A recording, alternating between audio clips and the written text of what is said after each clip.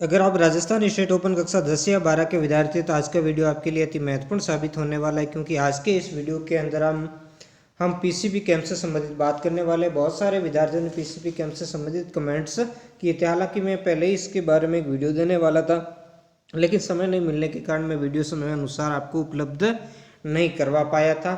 लेकिन आज के इस वीडियो के अंदर जो मैं आपको पीसीबी कैंप से संबंधित सारी डिटेल्स देने वाला हूँ, जिसमें पीसीपी कैंप कब से कब तक रहेगा, क्या पीरियड रहेगा, पीसीपी कैंप क्या होता है, आपको क्यों ज्वाइन करना चाहिए और इससे क्या बेनिफिट रहते हैं, क्या इससे कोई नंबर्स भी मिलते हैं, अगर नंबर्स मिलते हैं तो वो आपके क्या काम आते हैं, वो सारी बातें इसमें करने वाले हैं। और नंबर मिलते हैं तो वो कैसे मिलते हैं, इन सारे प्रोसेस को इसी एक ही वीडियो के माध्यम से मैं आपको बताने वाला हूँ। तो वीडियो को लास्ट तक आप जरूर देखें, वीडियो को बिल्कुल भी मिस ना करें, क्योंकि सारी जानकारी एक वीडियो में आएगी तो थोड़ा वीडियो बड़ा हो सकता है। तो इस वीडियो को पूरा देखें। फिर भी कोई आपके डाउट्स हो तो आप मुझे कमेंट करके ज़रूर बताएं, ताकि मैं इससे संबंधित आपकी जो भी समस्या उस समस्या का मैं क्या कर सकूं, आपको समाधान कर सकूं। तो सारी कुछ जानकारी लेने से पहले आप सबसे बताना चाहूँगा, अगर आपको वीडियो अच्छा लग रहा है तो वीडियो को लाइक कीजिए, शेयर कीजिए। इसके अलावा अगर आप चैनल पर पहली बार आए तो आपको लग रहा है कि इस चैनल आपके लिए हेल्पफुल है, तो आप चैनल को सब्सक्राइब भी कर सकते हो, ताकि हमारा भी मोटिवेशन होता है कि हाँ, बहुत सारे बच्चे हमें पसंद करें, सब्सक्राइब करें। तो आपको समय अनुसार आपको जानकारी उपलब्ध करवाना हमारा फर्ज बन जाता है। तो आप आशा है कि आप इसी तरीके से सपोर्ट करते रहेंगे, क्योंकि एक दूसरे के सपोर्ट के बिना कोई भी काम कभी भी संभव नहीं। अकेला इंसान कुछ भी नहीं कर सकता। जैसे कहते हैं ना कहावत, अकेला सना भार नहीं फाड़ सकता, बहुत सारे होते तो वो सब कुछ कर सकते हैं। वैसे ही आप और हम मिलकर के ही सारा कुछ काम बनने वाला है। तो इससे पहले आपको बताना चाहूँगा कि राजस्थान स्टेट ओपन से संबंधित जो भी महत्वपूर्ण जानकारी है, उससे संबंधित वीडियो जो है वो चैनल पर अपलोड है, उसको प्लेलिस्ट में आप जाकर जरूर देख ले। कुछ मॉडल पेपर्स भी मैंने अपलोड किए, वो भी देखें।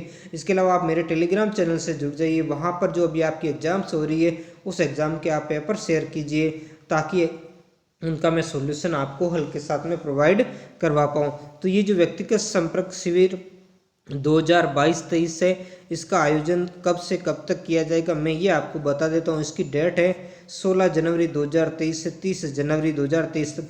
ये आपके कितने दिन का होता है? 15 दिन का आपके पीसीपी कैंप, यानी व्यक्तिगत संपर्क शिविर, यानी जो पर्सनल आपके जो कनेक्टिविटी के लिए इसका क्या किया जाता है, आयोजन किया जाता है। अब सबसे पहले हम देखते हैं कि आखिर पीसीपी कैंप है क्या और इसका आयोजन क्यों किया जाता है, और किन के लिए, कौन से विद्यार्थी इनमें भाग ले सकते हैं। क्योंकि बहुत सारे विद्यार्थी ये कमेंट करते हैं बाद में कि सर हमारे लिए है, कई कहते हैं हम स्ट्रीम 1 वाले, कई कहते हैं स्ट्रीम 2 वाले। तो ये क्या है स्ट्रीम 2, क्या स्ट्रीम 1 वाले, कई सप्लीमेंट्री वाले भी कमेंट करेंगे, या सप्लीमेंट्री वालों के लिए या नए वालों के लिए। तो देखो, स्ट्रीम 1 के विद्यार्थियों के लिए ही पीसीपी कैंप होता है, स्ट्रीम 2 वालों के लिए नहीं। यानी जिन्होंने पहली बार फॉर्म भरा है कक्षा 10वीं और 12वीं में, उनके लिए होगा, सप्लीमेंट्री वालों के लिए पीसीपी कैंप नहीं होता है। लेकिन फिर भी आप इसमें भाग ले सकते हो, सप्लीमेंट्री वाले विद्यार्थी भी। क्यों? क्योंकि पीसीबी कैंप का आयोजन इसलिए होता है कि उसमें विषय विशेषज्ञ होते हैं, वो आते हैं, वो बच्चों की समस्याओं का सॉल्यूशन करते हैं इसमें। यानी आपको कक्षा में पढ़ाते हैं, आपको प्रैक्टिकल फाइल कैसे बनाते हैं उसके बारे में बताते हैं, आपको जो कठिन टॉपिक्स होते हैं उनके बारे में आपको अपने जो विषय अध्यापक होते हैं उनके साथ आपको डिस्कस करना होता है। इसके लिए इसका आयोजन किया। और सबसे महत्वपूर्ण जो इसका एम्स वो है आपको शतरंज प्रदान किए जाते हैं। अगर अब बात यह आएगी, बच्चे कई सारे कमेंट करेंगे, क्या हमें पीसीपी कैंप ज्वाइन करना चाहिए या नहीं करना चाहिए? अगर आप पीसीपी कैंप ज्वाइन नहीं करते हो तो आप फेल हो सकते हो, सीधी सी बात है। कैसे होगी ये मैं आगे आपको बताऊंगा। इस पीसीबी कैंप से आपको किस विषय में कितने नंबर्स आपको मिल सकते हैं, उन सारी बात को हम आगे कवर अप करने वाले हैं। तो वीडियो को लास्ट तक जरूर देखना। अगर बिल्कुल भी आपने स्किप कर दिया तो उस चीज़ से आप चूक जाओगे और फिर वो चीज़ आपके कंटिन्यू नहीं होगी और समझ में नहीं आएगी। वीडियो अगर समझ में नहीं आए तो 2 से 3 बार आपको जरूर सुने। तो पहले फिर से बता देता हूँ, पीसीबी कैंप सिर्फ और सिर्फ नए स्टूडेंट यानी स्ट्रीम 1 वालों के लिए होगा, यानी कक्षा 10 और 12 में ऐसे विद्यार्थी हैं जो पहली बार प्रवेश ले रहे हैं उनके लिए होता है। और इसमें विषय विशेषज्ञ क्या करते हैं, बच्चों की जो एजुकेशन से संबंधित जो समस्या है उनका सॉल्यूशन करते हैं। और साथ में जैसे आपके प्रैक्टिकल वाले सब्जेक्ट है उनमें फाइल कैसे बनानी है वो बताते हैं इसमें।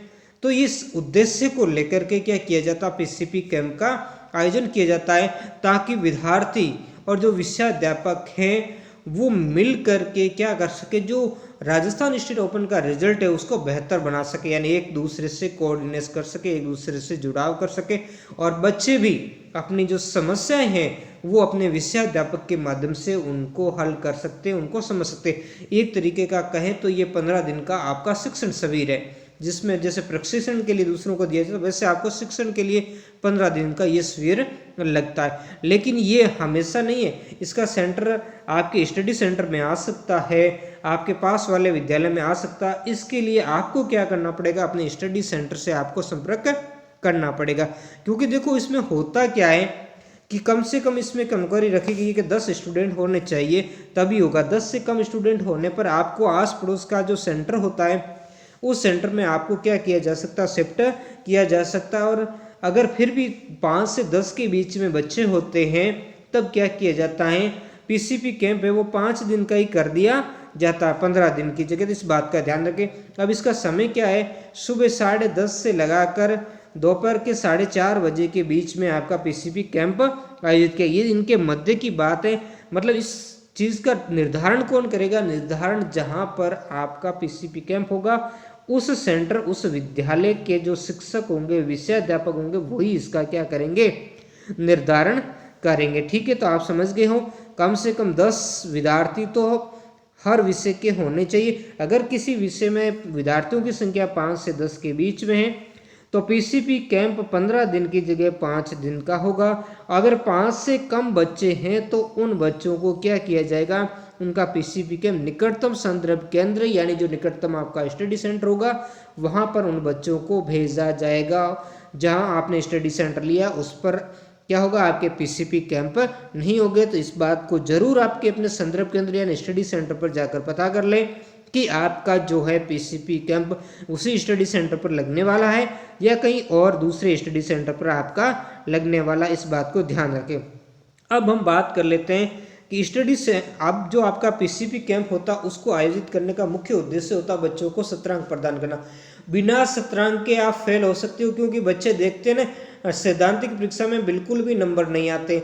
अब देखो होता क्या है, आपको जैसे पहले हम कक्षा 10 की बात कर लेते हैं। कक्षा 10 के जो बच्चे होते हैं उनको पास करने के लिए क्या होता है, लिखित प्लस प्रैक्टिकल प्लस ये जो सत्रांक होते हैं उन सब को मिलाकर के 100 में से आपको 33 नंबर लाने होते हैं, यानी 33 नंबर लाने होते, तभी आप क्या होते हो, पास होते हो।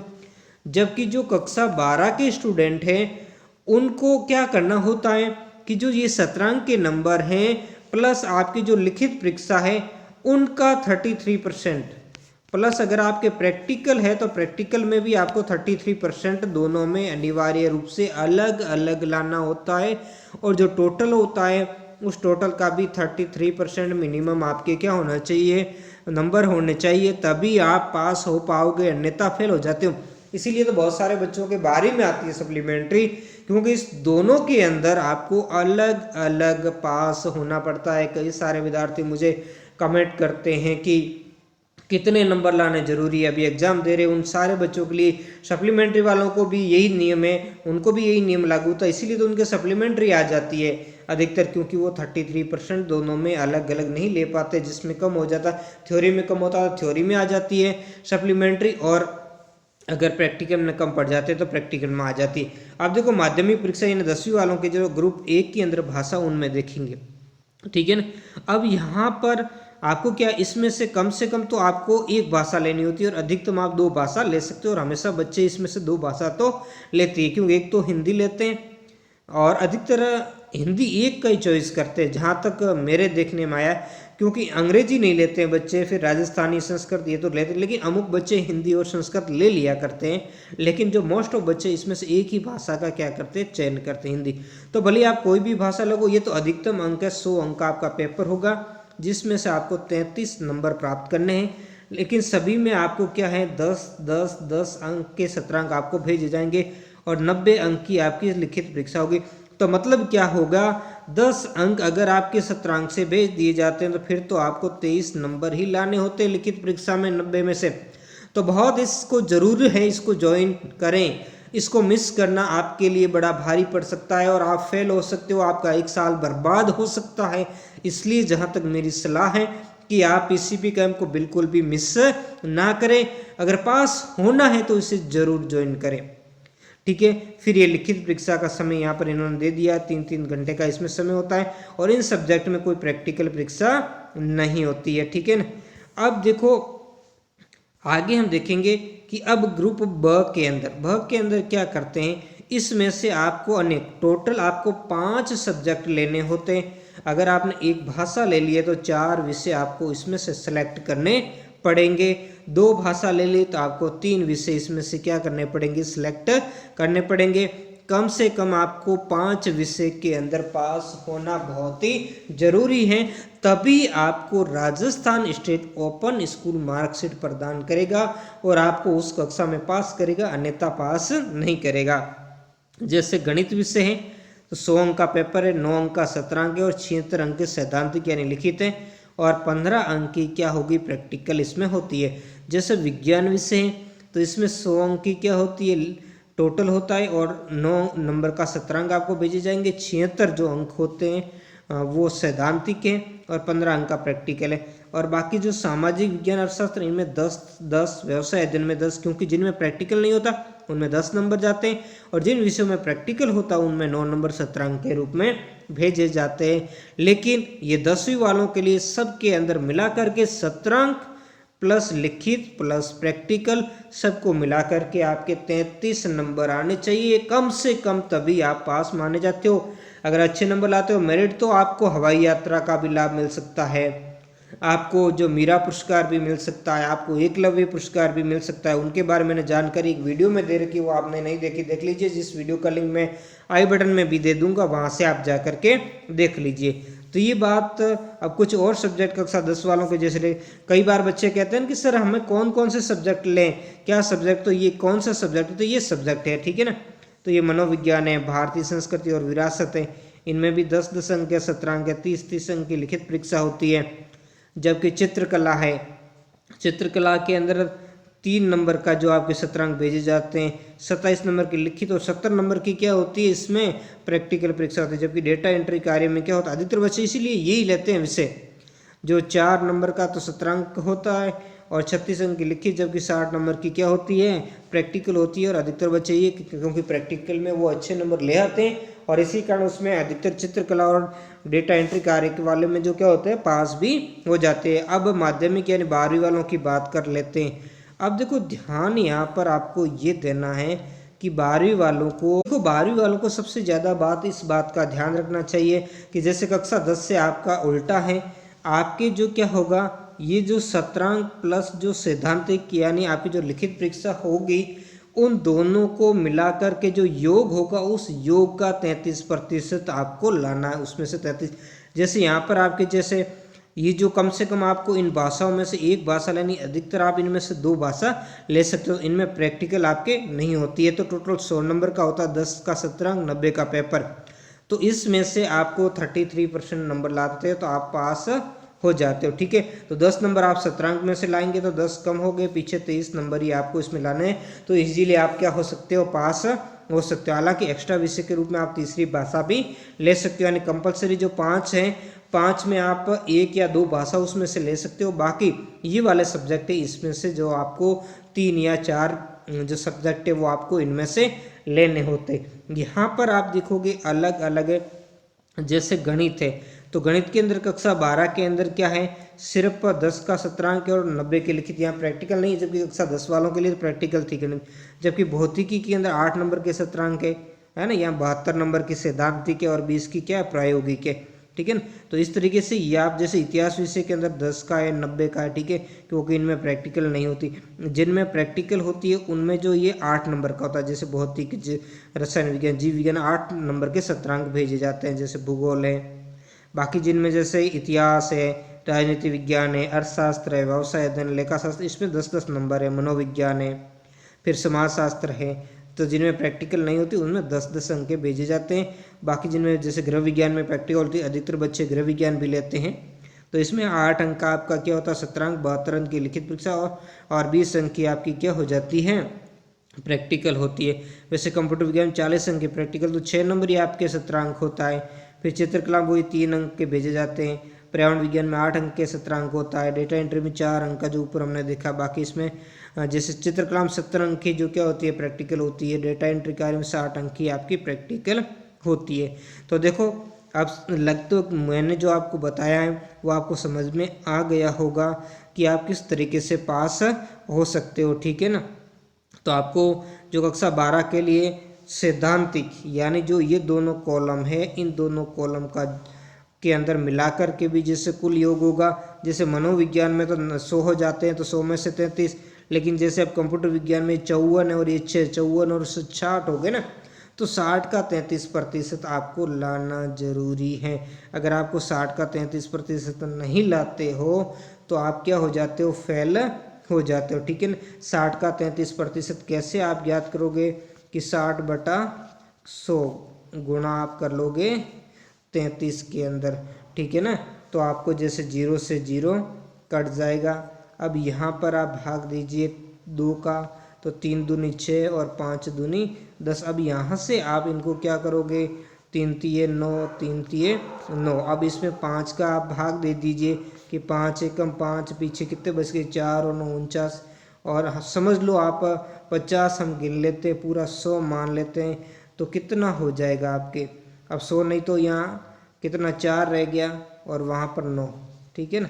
तो 49 का होगा 9 पंजे 45। आप मान के चलिए आपको कम से कम 20 नंबर इसमें क्या होने लाने पड़ेंगे पास होने के लिए, तभी आपका वो 33% बनेगा। ऐसे सब में फिर आपकी जो इसकी जैसे यहाँ पर इन्होंने दे रखी है 40 नंबर की क्या हो रही है, ये आपकी क्या है 40 नंबर की, तो आपकी प्रैक्टिकल है तो 40 का भी 33% आपको यहाँ पर पास होना जरूरी है। तो 0 से 0 हम काट लेंगे, 2 का भाग 2 बार, 2 का भाग 5 बार, तो यहाँ पर 66 आ गए। 5 का भाग देंगे, 5 एकम 5 और 5 तिये 15 यानी 13, तो मतलब इसमें भी आपको 14 नंबर लाने हैं। तो इस तरीके से पास होने के लिए कम से कम आपको 14 नंबर लाने। तो इस तरीके से कक्षा 12 वाले समझ गए होंगे कि 17 अंक प्लस लिखित परीक्षा का 33% लाना है, जबकि प्रैक्टिकल का भी 33% लाना है। दोनों को जोड़ के भी 33% से ज़्यादा होने चाहिए, तभी आप पास होंगे, अन्यथा आपकी सप्लीमेंट्री आएगी उसमें फेल हो जाओगे, ठीक है ना। इस बात का आपको विशेष रूप से ध्यान देना है। अब पीसीपी कैंप के अंदर आपको नंबर कैसे दिए जाएंगे, ये जो 17 अंक के नंबर है उसमें से आपको 50% अंक आपकी उपस्थिति का आधार। अब कई बच्चे पूछते सर हमें क्या हाजिर होना है, तो हाजिर नहीं होंगे तो आपको देंगे कि आपकी हाजिरी होगी। जैसे अब ये 10 अंक 17 अंक के भेजे जाएंगे तो इसमें तो 5 अंक तो सिर्फ आपके हाजिरी के भेजे जाएंगे। आपकी उपस्थिति के अंदर भले आप वहाँ की कोई एक्टिविटी नहीं करते हो या उनमें आपको एक्टिविटी में आप फेल होते हो, कैसे भी होते हो ना, तो 5 नंबर तो आपके हाजिरी के भेजे जाएंगे।